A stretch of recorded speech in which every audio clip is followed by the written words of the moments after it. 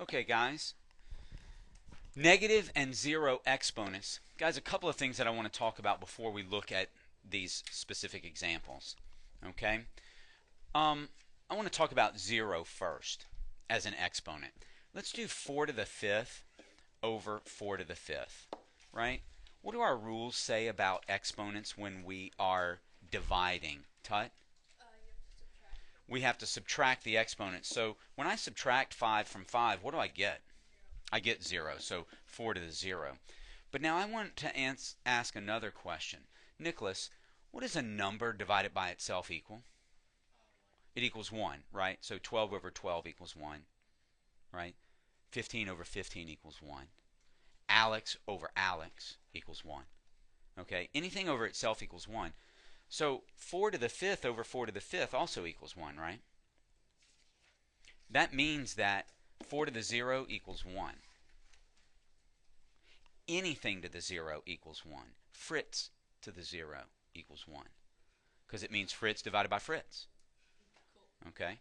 Anything to the 0 equals 1 always, always, always equals 1. Anything to the 0 equals 1. Now I want to do another problem. I'm going to get rid of this one. Okay? And I hope this one will make sense for us. Let me try a different color this time.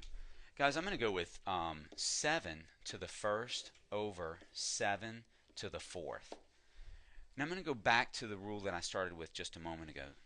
Zachary, what is the rule for dividing with exponents in the like basis? Well, if you divide, you subtract. Excellent. You subtract the exponents. So this is basically saying 7 to the 1st divided by 7 to the 4th. And I subtract exponents and I get 7 to the negative 3. Okay?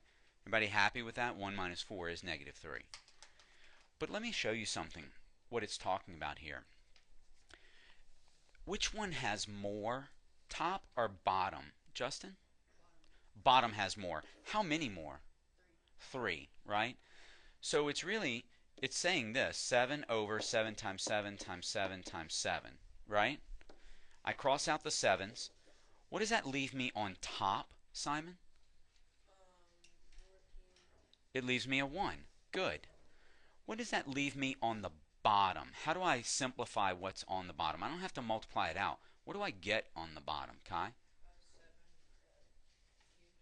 I get 1 over 7 cubed. So, Trigo, what this is telling me is that 7 to the negative 3 is the same as and equal to 1 over 7 to the positive 3.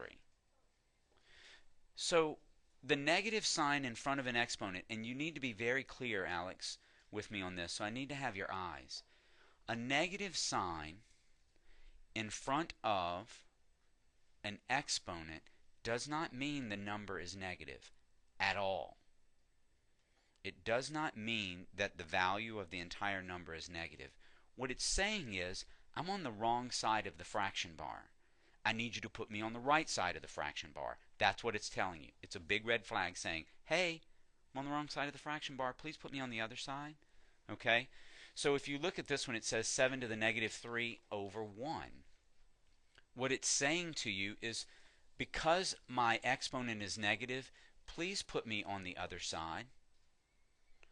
So now I'm left with a 1 on top and then 7 cubed on the bottom. Okay? Now, sometimes I might have something on the bottom. Let's say I've got a 2 on top and I have 3 to the negative 2. This negative 2 on the bottom is telling me I'm in the wrong place. Please put me up to the top. So then that would be 2 times 3. Now it's positive because I've moved it to the right side over 1. And then I'd simplify it. Okay? Those are some good ideas. I didn't get to do any of the examples. I'm going to come back and do the examples in the next video. Good job, guys.